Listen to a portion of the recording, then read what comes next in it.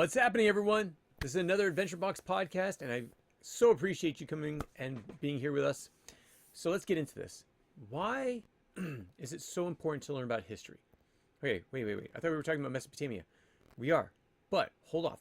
Why do we need to learn from history? Well, because they went through a lot of the things that we went through. Yes, that is very true. They went through a lot of things that we went through. So if we can learn from somebody else, then we don't have to actually go through the same issues, the same struggles. Okay, so what else? Because things continue to repeat themselves? Yeah, there's a pattern to life. We might think that no one's ever experienced AI before. Well, at the same time, people would actually say the same thing about the Industrial Revolution or factories or things like that, right? Of course. So let me talk about, I don't usually do this, but I'm going to give something personal that's happening between myself and my family actually right now. So my sister decided that she was going to send me a text, or send us a text, share it with just the siblings and my mom. In the text, it was about a certain person telling a certain message, which would actually be normally well received by us. And my sister saw it as such a great thing that we could actually hear these things. Well, interesting enough, and I'll actually say that I was the first person to jump back and say, well, what about this and what about this and what about this? And then my mom piped in and said, well, yeah, what about this and this and this? Of course, I probably found the flyer from her. And my sister's like, what are you talking about? This is a great message in this video. And long story short, we went over text throughout yesterday and today in a discussion about it. Well, in the end, here's the great thing. So our little civilization that is my mom and our siblings, we actually came to the point of, hey, actually, you know what? There might actually be some good things that come from this message that was given by this, let's just say, this vessel, this person that was not of the same kind of community that we're from. Okay, let's just say it that way. And my sister, in her wiseness, told us that, wait a second, I think you're thinking this totally wrong. And so after hearing her out, I actually came to the point of, okay, maybe my thinking is a little bit flawed. Maybe there's an issue that I have with this struggle that this video that we're watching. And I took my walls down. Walls as in a theoretical, it's a analogy for basically putting up my defenses against what was being said. And I said, I know that I'm flawed, I am an imperfect person, and that I'm going to hear things differently. And after I said that, my sister just hearted my text. And so I had to write back and say, you know what, I'm not a person of affirmations. Like, I like affirmations, don't get me wrong. But when I say something, I'm actually putting it out there because I want to hear the rebuttal. I want to hear what people have to think about. And you're like, Zach, where is this going? Hold on for a minute. Hold on. Don't leave right now. Listen. So after she said that, she actually sent a response that basically said, I saw this as a beautiful flower. I saw it as a great thing. I'm not going to tell you what the actual video was about, but I thought this was a great thing. And I was going from the non-political point of view. And you all were going from the political point of view. And so after thinking about it, I was like, okay, why would I jump at this political, or what we'll call political point of view? And interesting enough, I realized that I had become a victim. I had allowed my victim mentality to take over. So in this sense, I took the hurt, any kind of pain that came from the past, and I made it control my response. Okay? So yes, we can be victimized in the past. We can be hurt in the past. But if we continue to dwell in that area, if we dwell in just the fact that I have been a victim and I will always be a victim, I will never move forward. I will also never accept something that comes from the side that victimized me. And so she's like, and so my sister, in her wise text that she had just sent me about this beautiful flower, I had to tear down my walls. I had to say, okay, I have felt these things, but you're right. This is a great message that's coming in this. Now, I didn't like the last 25 seconds of it. And I made myself clear on that in the previous text, so I didn't need to bring it back up. And I said, this is a beautiful message that is coming out. Well, interesting enough, then my mom had to come up. And she was still looking at the victim mentality instead of the optimistic mentality, the success mentality. And she brought up some of her continuous pains. Now, again, I've started looking at it in a different way. My sister was busy actually taking care of her kids, getting them off to school. I had some time. And so I responded to my mom right away and sharing what I had just experienced. And then she's like, okay, that's actually true. I can see that within these parameters. I said, yeah, totally within these parameters.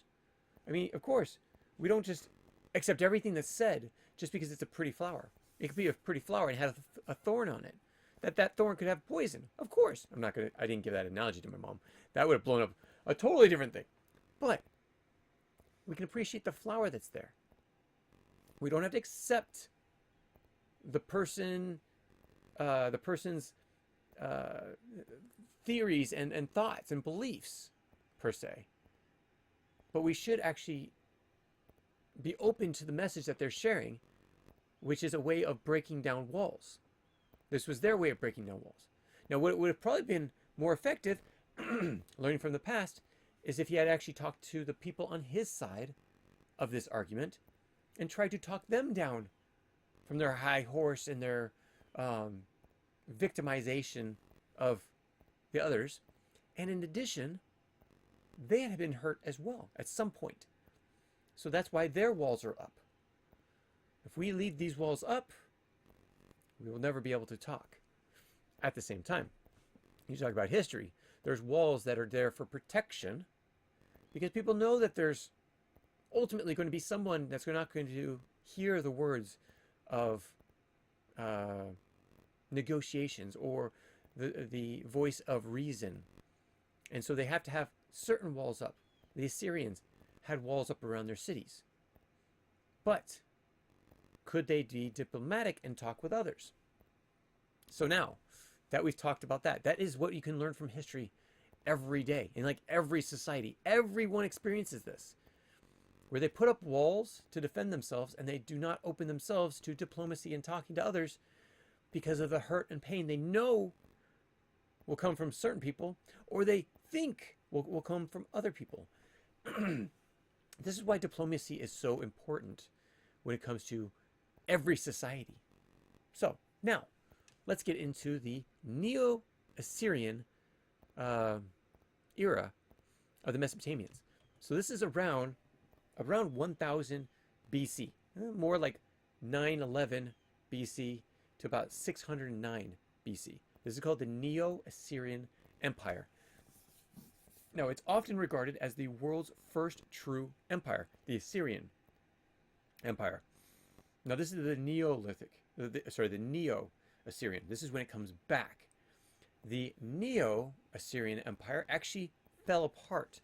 It was dissolved. It became less powerful under the ruler of Tiglath-Pileser I. This is around 1114 to about 1076 BC.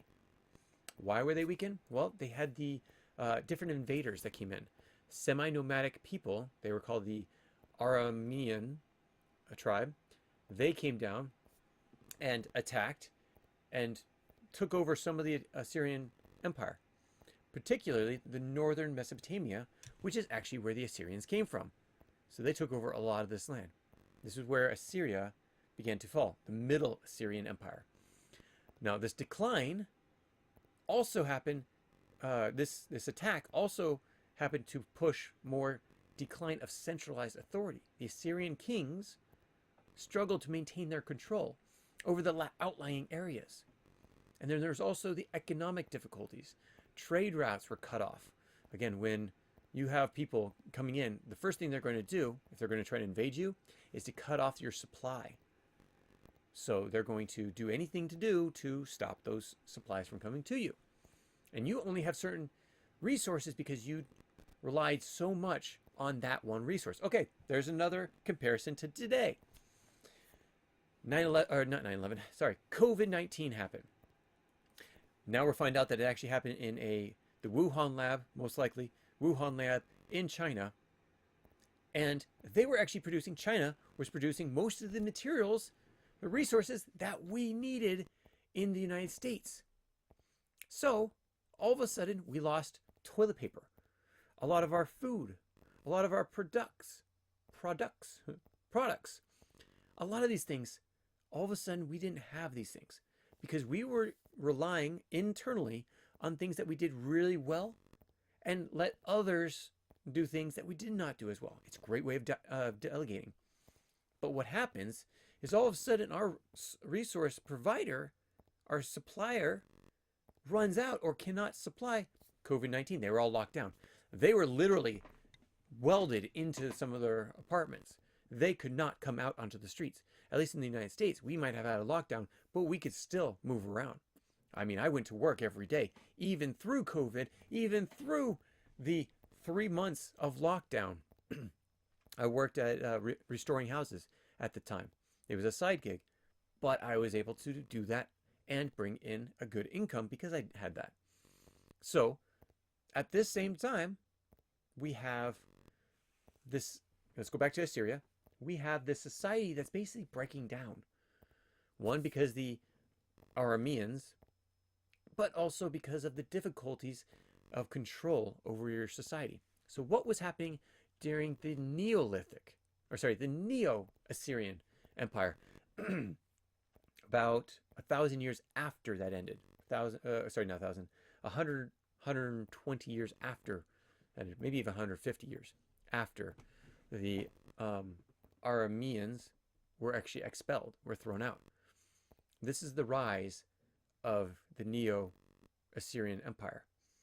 Now this was actually under King, now it's going to be interesting, I'm going to say his name again, Adad-nirari II, who launched a campaign to reclaim most of the lost territories, expelling the Arameans and anyone else that had come in and taken over parts of their land. There was other tribes that also came in and started to set up their own areas.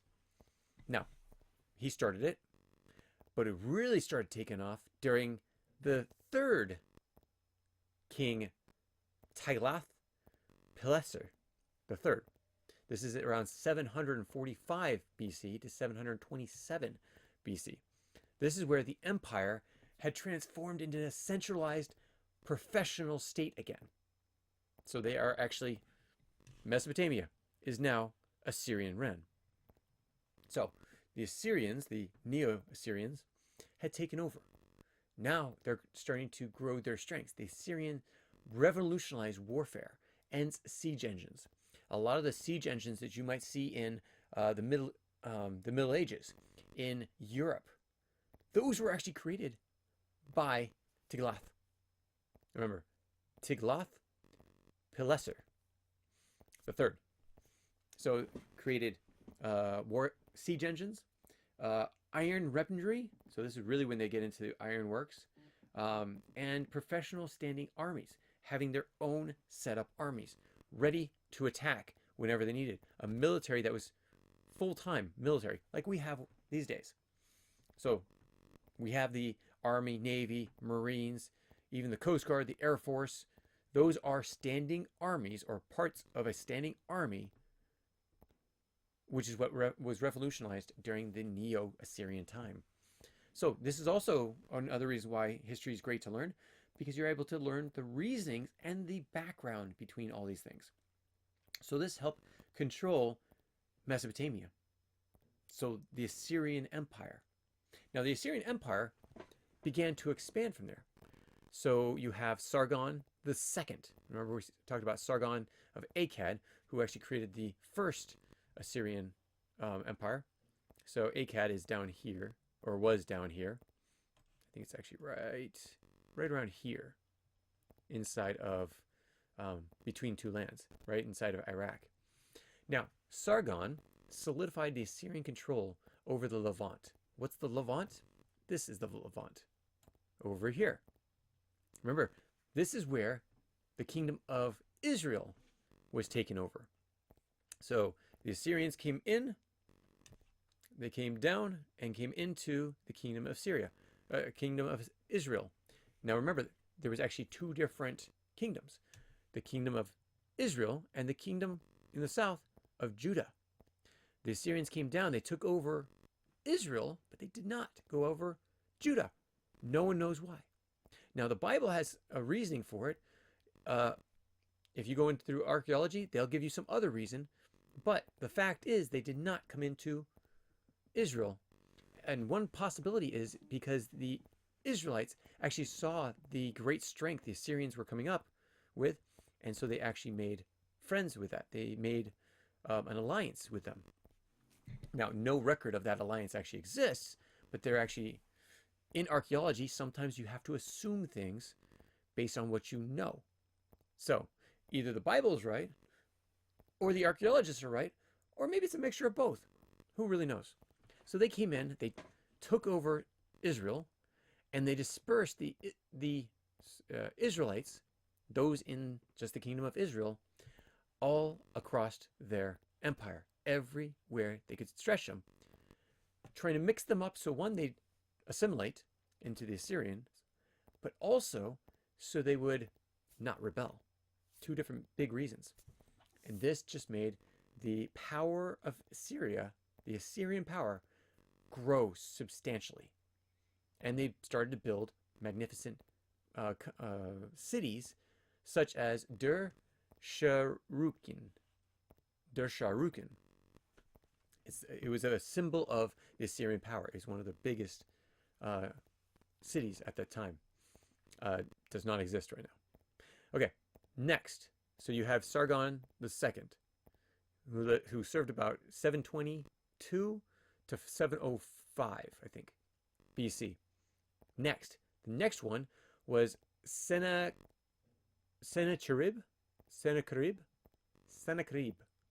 We'll just say it that way. Sennacherib is perhaps the best known for his campaign against Jerusalem. This is the one that actually goes in to Jerusalem.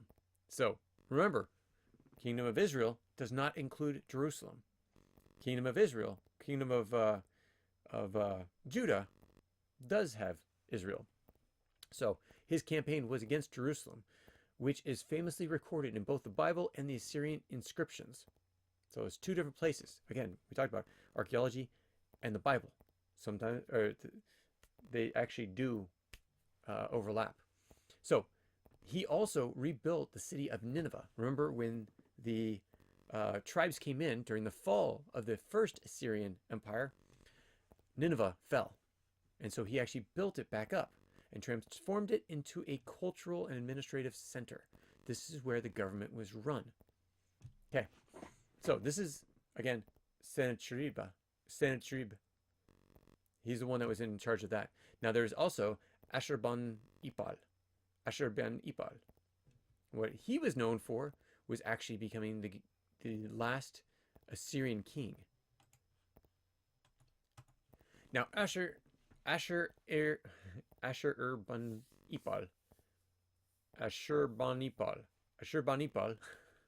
the latest, again, he was the greatest king. He was both a warrior and a scholar and a leader. So, not just both. He's all of the above. He expanded the empire to its greatest extent. This goes all the way up into Syria and even into Turkey, down to Persia. Okay, so His greatest legacy, however, was not his conquering. It was his library. It was the library of Ashurnasirpal in Nineveh. So inside Nineveh, we had this great, grand library, which actually preserved the texts of the Epic of Gilgamesh. Remember, we talked about that way before. It was basically the king that was searching for immortality right before the flood happened. Some people think it's a myth. Some people actually think it's true. I'm not either way. I'm just reporting it back to you. Okay, so now we have the fall of the Neo-Assyrian Empire.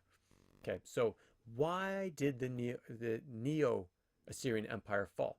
Well, it was actually because of being overextended. You overextend your empire, you're going to have rebellions. You're going to have different tribes coming in and destroying parts of it. I mean, you spread yourself too thin, and you're not going to be able to hold this thing together.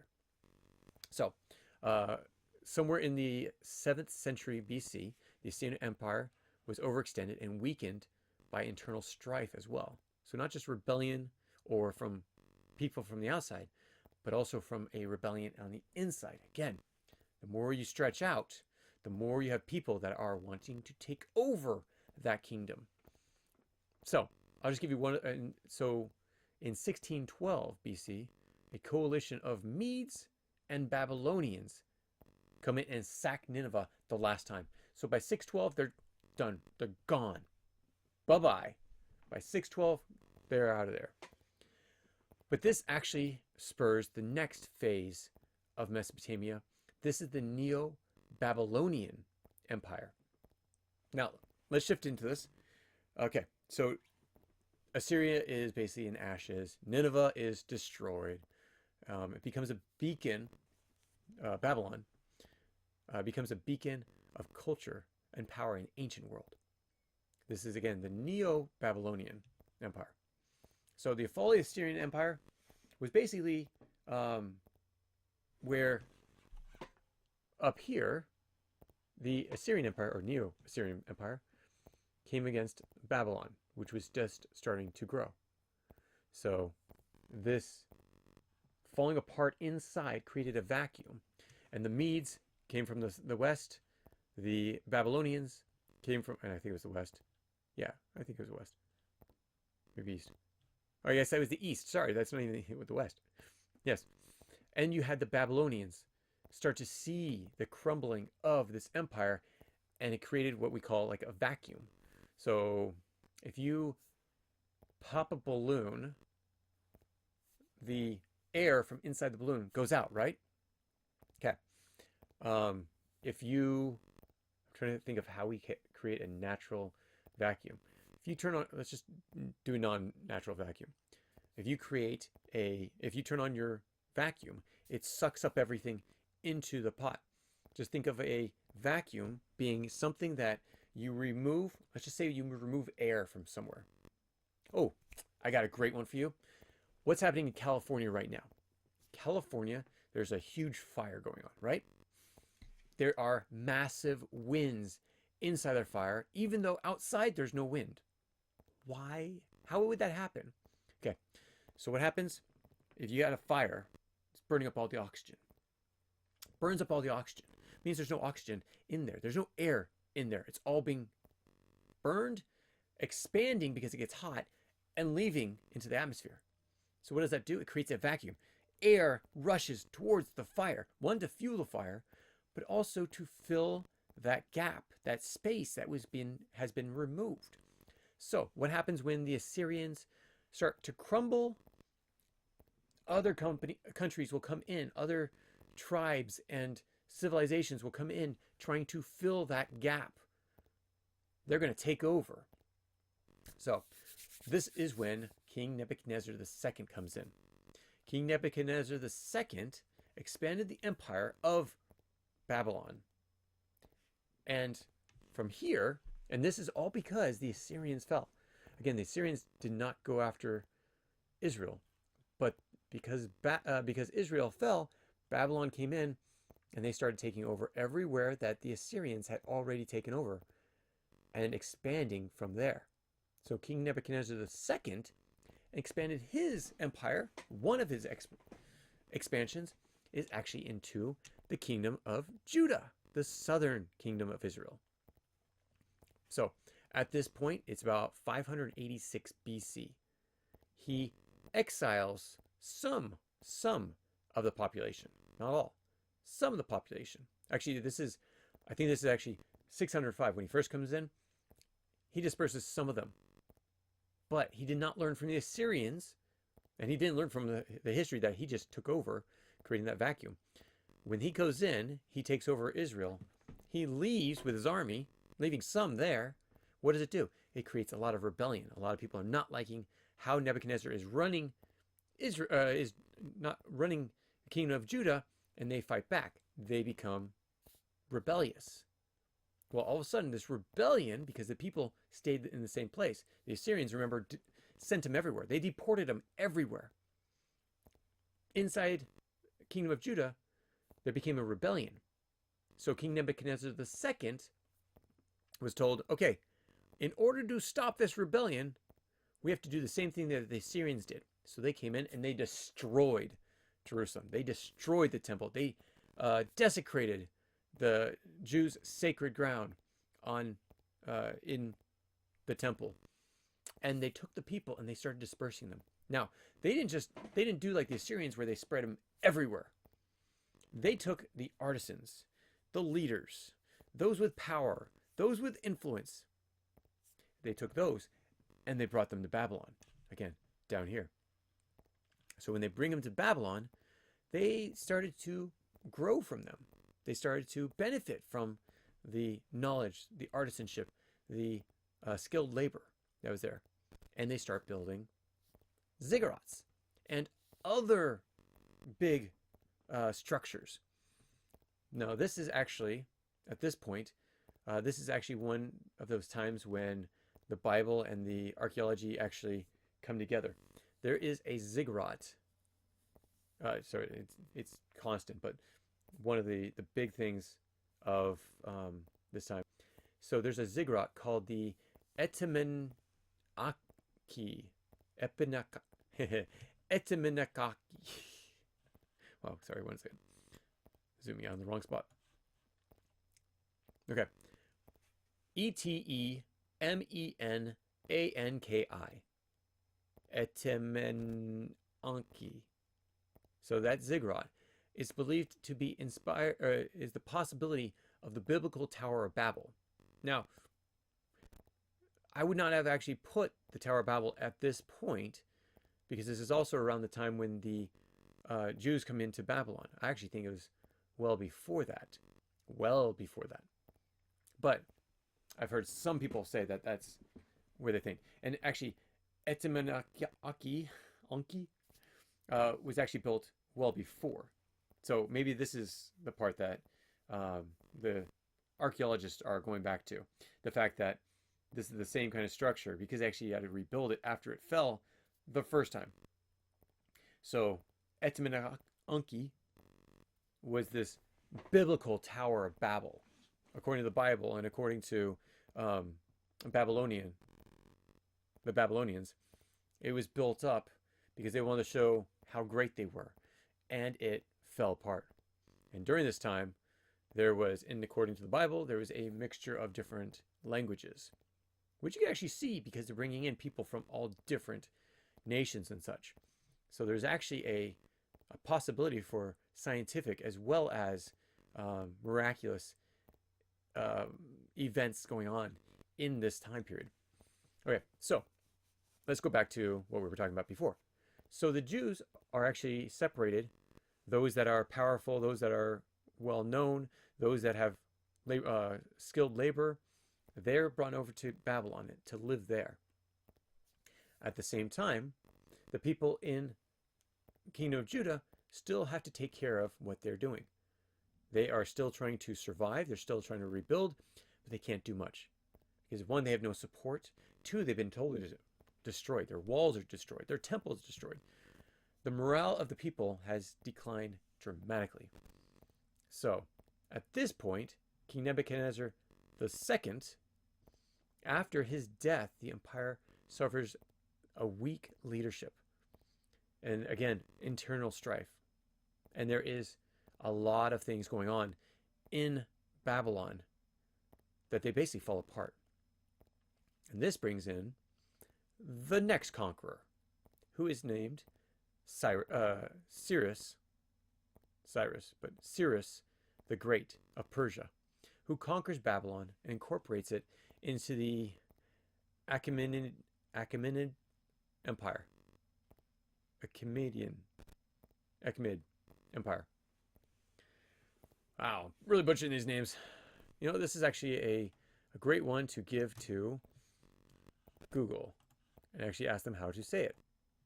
Here we go. I brought in some expert analysis on how to actually say this name. It is the... How do you go about pronouncing it? Achaemenid, it is generally said in English, even though some may pronounce it as Achaemenid. Both pronunciations are fine, but in English it is usually pronounced as Achaemenid. So I hope that helped. I hope you can hear that too. Okay, so I just wanted to bring that up because Achaemenid is the Persian Empire. This is the empire that will come in and rule Babylon and Mesopotamia for a little while. And so it's very important to understand who they are and why they're so important. Now, another thing to understand is when Cyrus the Great comes into Persia, there's something specific that he does. When he comes into Babylon. He goes in and he disperses the Jews. He actually goes in and takes the side of the captives. I think it was more than just the Jews.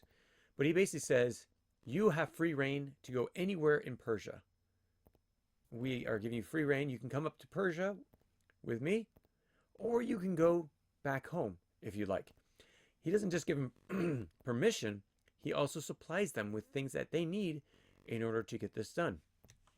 Remember, Babylon took over all of Syria. He then took over down into Israel and the kingdom of Judah.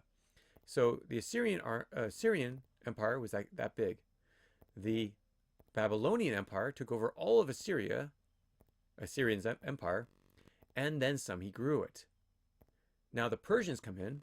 They come in, and they take over a lot more land. I mean, they go a lot further. Cyrus the Great, Cyrus, goes down into Persia, into Iran, and takes over much of this area. The Elamites were right here. They're all taken over. So at this time, Persia comes in, takes over, and tells the Jews that they can actually go back home. And they start rebuilding. And this is when you get the second temple of Jerusalem. Now, here's another thing to understand about the Neo-Assyrian and the Neo-Babylonian empires. They were not isolated powers. They influenced each other and shaped the ancient Near East in profound ways, in huge ways. So they influenced basically all of the Middle East, or what you would think as being called the Middle East. This is what they call the Near East, because this is the Middle East, Iran, and so altogether we call it usually the Middle East.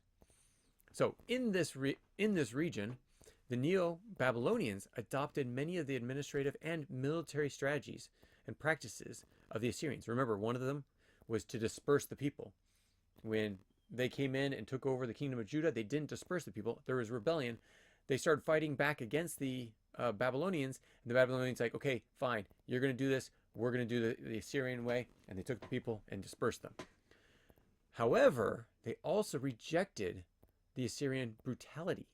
This is, again, the Babylonians, those from Babylon. They focused instead on the cultural and architectural achievements. They were trying to build up. It was when, in the kingdom of Judah, when the people rebelled, that they actually had to be brutal with them.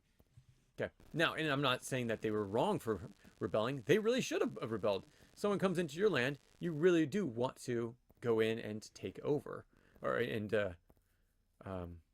take back your land.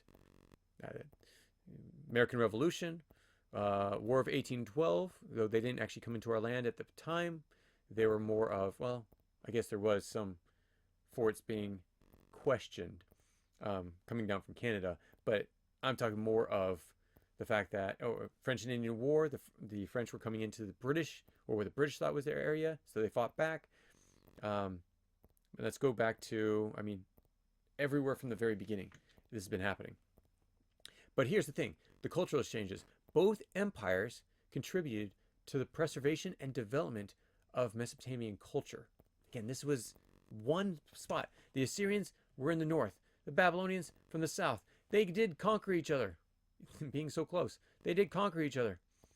And they shared a joint culture, which actually made it easier for them to take over each other. At the same time, when they came into Syria, or into Turkey, totally different cultures. And that's when heads butt. That's when they start fighting back against you. One last thing. Their legacy influenced the Persian Empire as well. They adopted, the Persians, many of the administrative systems and also their cultural practices. At the same time, I think Cyrus, I gotta find out if it's actually Cyrus, and I don't think we really know. But Cyrus the Great, he came through and he said, I want to create peace in this land. So he took the Jews, allowed them to go back. They didn't just allow them to go back. I mean, you have, if you go back in the Bible, you have the story of Ruth. That was a Jew in Persia and being able to make an influence with the king. That's the story of Esther. So on and so forth. So you can read more on those if you want to go read more about the biblical side, the archaeological side. There's so much more in the curriculum. So please have fun with it. Take a look at it. Ask me any questions that you might come with. Thank you so much for joining us, and we will catch you next time. Take care, everyone. Bye. If